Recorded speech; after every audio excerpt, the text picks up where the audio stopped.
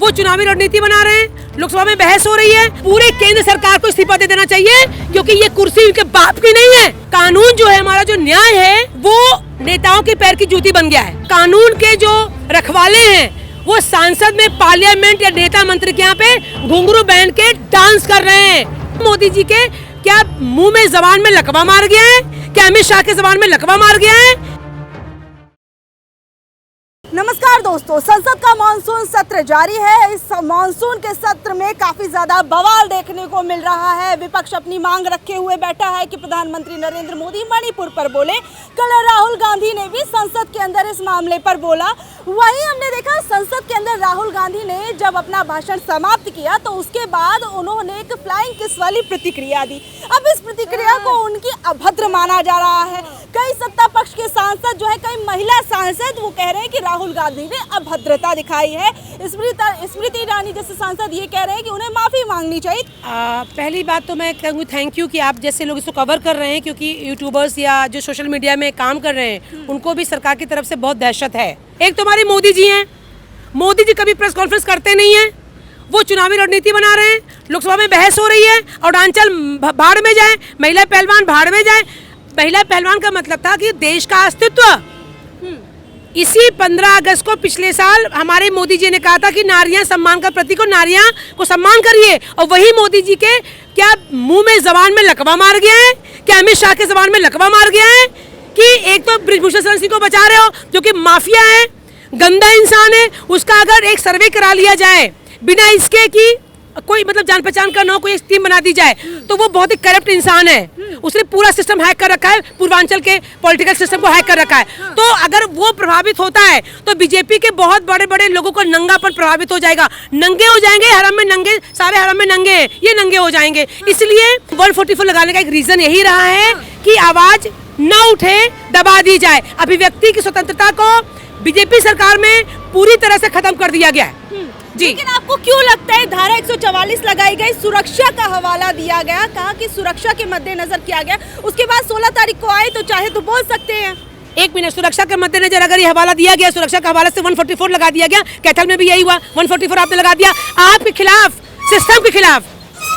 सरकार हमारी कोई दाता नहीं है, हम उसको चुनते हैं। सिस्टम के खिलाफ में अगर आपकी कोई भी आवाज उठाते हैं तो 144 सुरक्षा की हवाला देके लगाएंगे। तो आप मणिपुर के लिए गंभीर क्यों नहीं है? क्यों नहीं मणिपुर में आप आर्मी रूल लागू कर देते हैं, प्रेसिडेंट रूल लागू कर देते हैं? आपके हाथ में लॉ एंड ऑर्डर है। एक समाज का गृह मंत्री है, हमारे भारत का गृह मंत्री है, उसके हाथ में लॉ एंड ऑर्डर है। फिर मणिपुर कहाँ चला गया? सुरक्षा का हवाला वहां नहीं दे रहे, वहां सुरक्षा का हवाला देते हो। अभी तक सीएम ने कोई भी इस्तीफा नहीं दिया। सीएम ने अभी तक क्यों नहीं दिया सीएम ने इस्तीफा? लड़कियां कुचली जा रही, यही वजह है। कानून जो है, हमारा जो न्याय है, वो नेताओं के पैर की जूती बन गया है। ठीक है।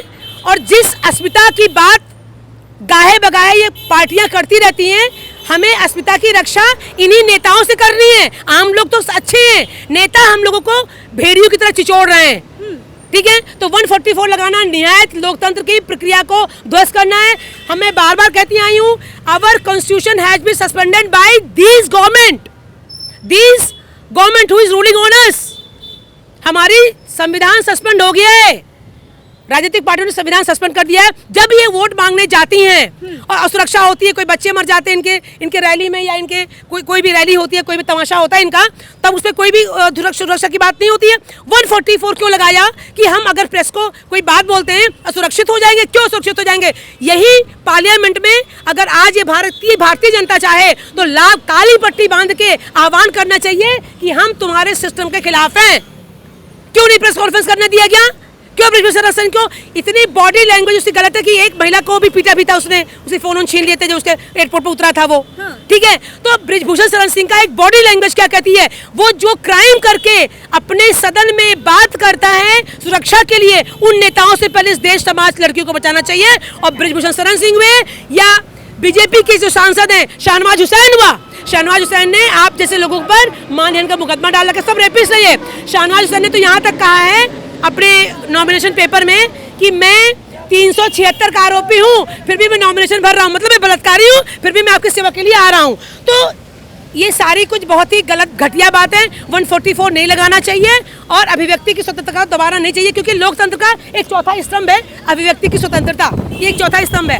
तो मैम ये, लेकिन ब्रजभूषण के खिलाफ जो भी कानूनी कार्यवाही वो तो हो रही है, और जो पहलवान थे उन्होंने भी सब कुछ, जी कोई कानूनी कार्रवाई इनकी जेब में है।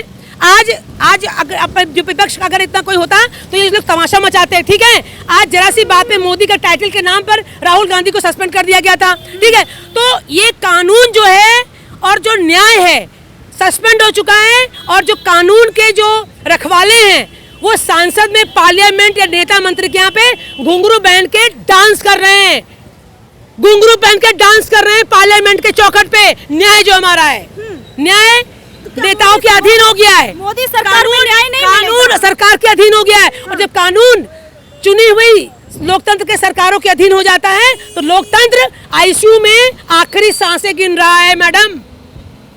तो मोदी सरकार में न्याय नहीं मिलेगा। जो बेटी बचाओ बेटी पढ़ाओ की बात करते जुमले हैं, जुमले। मोदी जी के जुमले से तो हमें शर्म आने लगी है कि ही इज रिप्रेजेंटिंग इंडिया। जुमले नहीं, ये बेटी बचाओ बेटी पढ़ाओ एक स्लोगन है, मैं हमेशा कहती आई हूँ, एक स्लोगन है ये, और स्लोगन एक बोर्ड पे लगता है। इसके अलावा अगर बेटी बचाओ बेटी पढ़ाओ तो सेम निर्भया के बाद कोई कांड रिपीट नहीं होता। जो मणिपुर में घटना हो रही है ये कांग्रेस का हवाला दे रहे, विरोधी का हवाला दे रहे, वो एक औरत है। सेम मणिपुर की घटना की तरह ही अभी बिहार में भी घटना हुई है, उस पर सरकारें चुप है, इनके मुंह में लकवा मारा है। इनका काम यही है कि राजनीति करो, पार्टी में जाके रैली करो, चुनाव जीतो, उसके बाद आम जनता है, वोटिंग मशीन है, आम जनता को और कोई मतलब नहीं होना चाहिए। वोट दो और चुप रहो। खबरदार अगर आप लोग कुछ करते हो तो आपको पुलिस डिटेन कर लेती है, मारती है, पीटती है, जाके बंद कर देती बारक में। बस पहलवानों पर भी तो ये आरोप लग रहे हैं कहीं ना कहीं कि वो जो है सरकार से जाकर मिल गए हैं, या फिर उनको वो जो है पहले जो प्रोटेस्ट कर रहे थे वो सब कुछ बंद कर दिया, कुछ ना कुछ अंदर कुछ गोलमाल हुआ है। क्या क्या प्रोटेस्ट थी? एक सरकार आपको मैं चुनती हूँ तो न्याय पाने के लिए, सुरक्षा पाने के लिए, सब कुछ पाने के लिए, हर बात पे हमेशा क्या सड़क पे जनता उतरेगी? अगर महिला पहलवान इतनी देर तक बैठी तो शर्मनाक की बात है इस अमित शाह के लिए, इस मोदी के लिए, कि वो इतना उन्होंने मेहनत करी कैसे? भाई आराम से FIR होता, मैंडेटरी थी, आप निर्दोष थे, आप जांच कराते, ट्रायल होता, आप आराम से जीत जाते या हार जाते, जो भी था, पर ट्रायल में होना चाहिए था ना। तो इतना उसको प्रोटेस्ट करना क्यों पड़ा? एकदम इस देश की महिला पहलवान जो देश की अस्मिता थी, जो देश का मान रखा, अगर उन पहलवानों के लिए एक FIR करने में इतनी पापड़ बेलने पड़े तो आम महिलाएं, मोदी जी, अमित शाह जी सुरक्षित नहीं है। मणिपुर देख लीजिए, जल रहा है, और आप हवाला मत दीजिए कि मणिपुर में ये वो, no excuses, we want our security, we want our security. शांति की अपील तो कर रहे हैं ना अमित शाह, जो है अशांत करवा के शांति की अपील कर रहे हैं, ये कलंक है। इनको पूरे केंद्र सरकार को इस्तीफा दे देना चाहिए, क्योंकि ये कुर्सी इनके बाप की नहीं है, ये हमने चुना है इनको, ये कुर्सी पर चिपक के बैठ गए सिर्फ हमारे सरकारी संसाधनों को लूटने के लिए, बस। तो आपको मैडम क्या लगता है कि आज कुछ ऐसा कुछ बड़ा एक्सपोज होने वाला था, कुछ ऐसी बड़ी बात होने वाली थी जिससे सरकार जो है उसको डर लगने लगा, जिस कारण आज उनको प्रेस कॉन्फ्रेंस नहीं करने दी गई? बिल्कुल उनको डर लग रहा होगा, क्योंकि अगर क्या है ना, मेंबर ऑफ पार्लियामेंट अभी मानसून सत्र चल रहा है, ठीक है, और हो सकता है प्रेस कॉन्फ्रेंस होता तो एक आवाज जाती देश के लिए, और देश के काफी सारे लोग ये पार्लियामेंट आपका घेर लेते, ठीक है। जितने चोर उचक्के रेपिस्ट है सब इस पार्लियामेंट में इसमें इकट्ठे बैठे हुए हैं। मैं इंडिया से आपके माध्यम से आह्वान करना चाहती हूँ कि आप लोग अपने अपनी जगह पे फेसबुक लाइव करिए, लिखिए, काली पट्टी बांधिए। इस तरह से अगर संविधान सस्पेंड हो जाएगा और आम लोगों को प्रेस कॉन्फ्रेंस नहीं करने दी जाएगी, या महिला पहलवान जो भी है उनका जो भी है, प्रेस कॉन्फ्रेंस तो करने दिया जाता। प्रेस कॉन्फ्रेंस करना क्या मनाही है? 144 क्यों लगा दिया? अगर आम जनता आतंकवादी है तो कृपा करके आप लोग टोली में वोट मांगने मत जाइए और रैलियां मत करिए, क्योंकि आम जनता तो आतंकवादी है। आपने 144 लगा दिया, आवाजें दब जाएंगी। नहीं तो इन सांसदों की पिटाई वहीं पे सांसद में होती, पूरी इंडिया आती। और क्योंकि अभी इस समय जितने चोर उचक्के हैं, बलात्कारी हैं, सब में पार्लियामेंट चल रहा है, मानसून सत्र। तो मैडम चुने तो जनता नहीं चुने है ना, चुना तो जनता नहीं है। जनता ने चुना है, जनता को बरगलाया जाता है, एक्सपोज देने। जनता के पास कोई विकल्प नहीं है, जनता को बरगला देते हो। जनता है सीधी, जनता है मासूम। जनता इसलिए चुन लेती है क्योंकि अरे उनको तो उन्होंने हमें पर्सनली बात कर लिया, अब उनको वोट देना है। जनता के पास विकल्प भी नहीं है। ठीक है, तो बहुत बहुत शुक्रिया। तो देखिए यहाँ पर हमारे साथ सुप्रीम कोर्ट की वकील संगीता सिंह जी थी। आप लोगों का इस बारे में क्या कुछ कहना है नीचे दिए कमेंट बॉक्स में ज़रूर बताइएगा। इस मुद्दे पर आप लोगों की क्या कुछ राय है वो भी ज़रूर बताइएगा। ऐसी अपडेट से जुड़े रहने के लिए देखते रहिए न्यूज़ एक्सप्रेस 24।